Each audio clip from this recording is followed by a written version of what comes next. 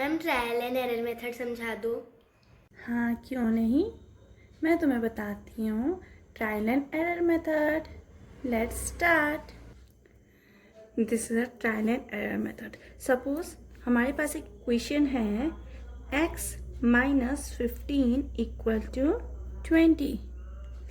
इस मेथड में हमें RHS एंड LHS को इक्वल हमें दिखाना होगा। ठीक है, means left hand side should be equal to right hand side. इसको प्रूव करने के 2 मेथड्स हैं। ठीक है, जो इजीएस्ट मेथड है, पहला मेथड जो हम लोग यूज़ करते हैं वो है x माइनस 15 इक्वल टू 20। तो यहाँ पर से हमें x की वैल्यू फाइंड आउट हो जाती है 20 माइनस वाला इधर जाता है तो हमारा हो जाता है प्लस। मीन्स जब भी negative portion left hand side को या फिर राइट हैंड साइड को मूव करे तो पॉजिटिव हो जाता है और पॉजिटिव वाला नेगेटिव हो जाता है। तो x is equals to 20 plus 15 is 45। इसका मतलब जब हम लोग x की वैल्यू 45 कंसिडर करेंगे तब जाके हमारा जो इक्वेशन है वो प्रूफ होगी कि आंसर विल बी 20। ठीक है, this is LHS, RHS and equal हुआ है या फिर नहीं हुआ है।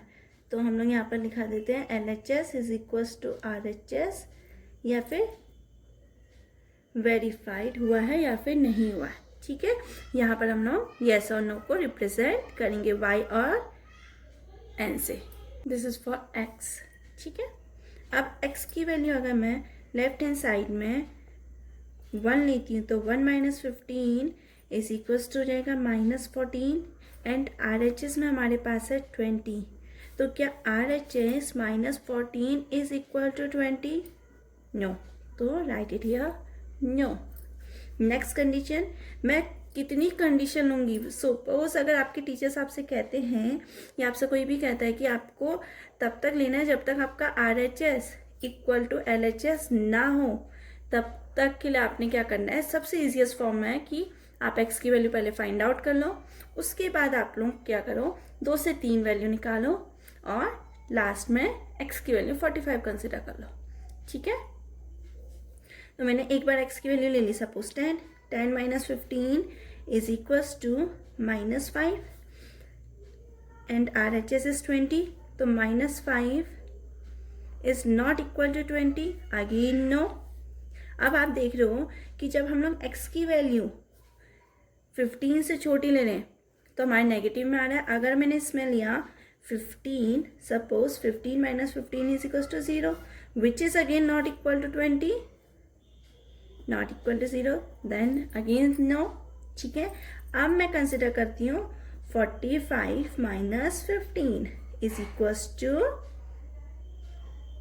20, right it here again 20, that means 20 is equals to 20. yes, this is our trial and error method, but ये आता है हमारे पेपर में 3 मार्क्स का और 2 मार्क्स का।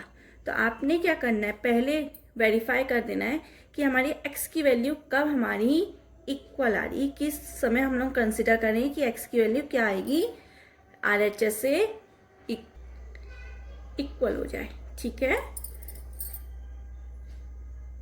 this is the easiest way to find out the trial and error method. Thank you. Please like, subscribe and comment. Thank you.